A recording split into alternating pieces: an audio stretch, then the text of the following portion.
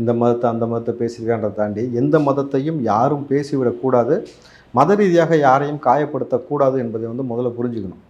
தமிழ்நாடு என்பக்கூடிய களம் என்பது இங்கே பார்த்தீங்கன்னாக்கா மதசார்பற்ற நாடுன்னு நம்ம சொல்கிறோம். மதசார்பற்ற கூட்டணின்னு சொல்கிறீங்க நீங்கள் வந்து இந்தியா கூட்டணியை இதுவும் குறிப்பாக ஸ்டாலின் இருக்கக்கூடிய கூட்டணியை நீங்கள் என்ன சொல்கிறீங்கன்னாக்கா நாங்கள் மதசார்பற்ற கூட்டணி.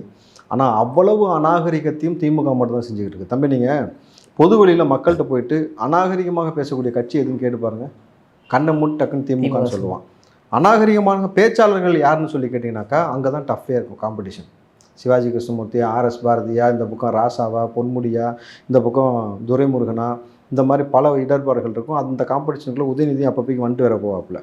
புரிஞ்சுக்கோங்க. அப்போது ஒரு மதத்தை பற்றி பேசும் பொழுது இவர்களுடைய புத்தி எங்கே போய் நிற்கிதுனாக்கா, பாலியல் தொழில் செய்யக்கூடிய பெண்களுக்கு அந்த இடத்துக்கு போனதாகவும் அந்த இடத்துல வந்து இப்படி வந்து ஒரு நிகழ்வு சொன்னாங்க, நின்னா 10 ரூபா படுத்தா சரி, அந்த மாதிரி ஏதோ ஒரு வார்த்தை அநாகரிகமான வார்த்தையை வந்து அவர் சொன்னார். கேட்டுங்களா?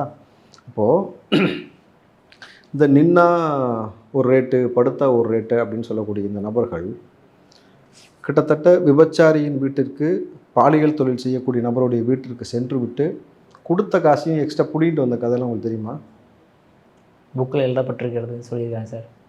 புரியுதுங்களா? திமுகவுடைய வரலாறு விபச்சாரியிடமிருந்த திருடிய ஒரு கூட்டம் இன்றைக்கு ஒரு மதத்தை இவ்வளவு மோசமாக இழிவுபடுத்தி பேசிட்டு நீங்கள் எங்களை வந்து ஏமாத்துறதுக்கு ஸ்டாலின் அவர்கள் செஞ்ச நடவடிக்கை என்னன்னாக்கா, அவரை வந்து நாங்கள் வந்து கட்சி பதவியிலேருந்து தூக்கிட்டோம், யாரை கேன போய் நினச்சிட்டு இந்த வேலையை நீ பார்க்குறீங்க?